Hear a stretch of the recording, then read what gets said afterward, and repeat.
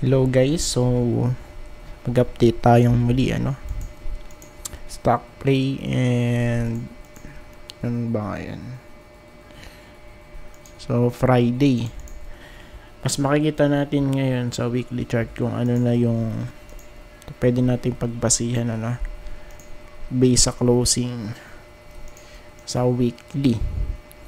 Ngayon, ayan, sa first video natin, of course, top trending to, and don't forget to subscribe sa ating channel, tapos paki-press na rin yung notification bell para palagi po kayo ma-notify sa mga videos na i-upload natin. First video, top trending stocks. That's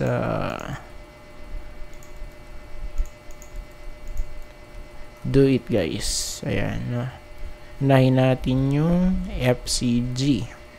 So for FCG, nag-touch lang din halos sa may sinabi nating resistance. So goods na yan.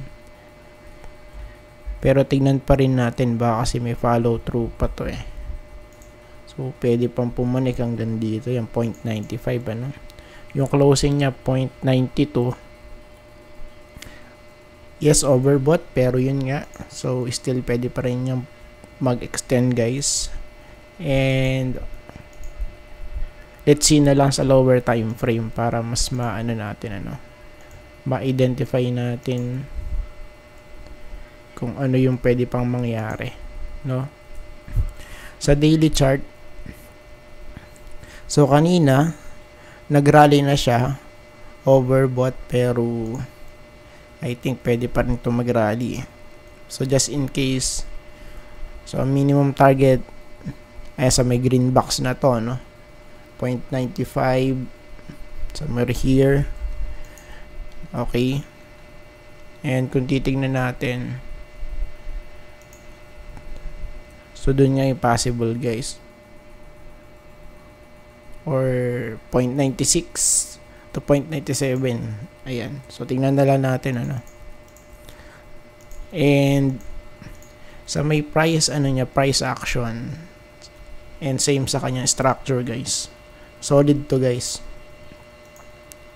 and sinabi na natin to before so almost rounded yung kanyang structure, plus breakout pa ngayon, solid dyan. Next po natin MAC. MAC naman guys, same for FCG, nasa resistance na rin to of course, and nahit pa nga yung 7.19, pero medyo nag-pull back ng konti sa 7 and maghahanap to na support for sure. So just in case na hindi na to mag-extend guys, of course pwede tayong bumalik dito 6.6. so may mga dyan, may mga touches dito guys sa area na to. So pwede natin to i-consider na support once na magkaroon to ng pullback. Ayan, kasi nasa resistance nga Sa daily chart, kung papansinin natin, medyo namumula ayan, pulan, pero kailangan pa natin ng confirmation candlestick dito. Ayan, so ang target nga somewhere here sa 6.6, 6.57. ayan, basta malapit dun sa may green box, support for MAC MRC. Next po natin sa weekly.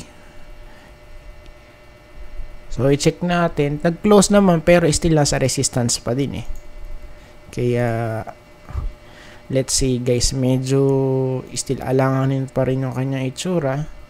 Somewhere here is 55. Okay, ayun sa area na to guys, 55. Of course pwede pa rin itong kumbaga malaglag ayan, and as of now meron na tayong higher low. Ayan, low tas higher low, high tas higher high. So yun nga lang, dito sa part na to nasa resistance na kasi. Ayan, kaya pwede Pwede pa yung ano, no? Malaglag, guys. Daily chart. Daily chart natin dito. So, nung Thursday, nag-breakout, tas nag-close dito diba, sa taas ng 200. Pero ngayon, of course, Friday, buhusan time, medyo namula. So, tingnan natin sa next week, probably Monday, ano? Kung ano mangyayari dito for MRC. Ayan. So, sinabi na rin natin to before. Pwedeng divergence kasi yung mangyari dito sa part na to. Lower high sa RSI, tapos we have here higher high, guys. Ayan, so pwedeng ganun yung maging setup natin for this one, ano. So unless na lang kung mag-rally to hanggang dito, guys. Ayan, sa 1.19, 1.18, malapit dyan, no? Kasi resistance yan. Next resistance for MRC. Next natin, OGP. OGP. Okay, ano nangyari? Medyo solid yung candlestick niya. O, titingnan natin. Retest ulit dito, guys. Ayan, so retest to. So, it means may something na mangyayari dito once na mag-breakout, no? Once na mag-breakout, guys. So, for now, all we need to do is to monitor first. Watch out, guys, ano? And sa daily chart, dito nag-start. So, maybe may news about this. Mayroong disclosure. I don't know kasi hindi naman ako, hindi ako palagi updated sa mga news about stocks, ano, sa mga company. Ayan. So, pure charting tayo, no? So, ngayon, ano to? Resistance, of course. Okay? And, kung titingnan natin, parang may gap dito. Okay? Kung hindi po siya mag-breakout dyan, possible, of course, babalik pa rin tayo dito.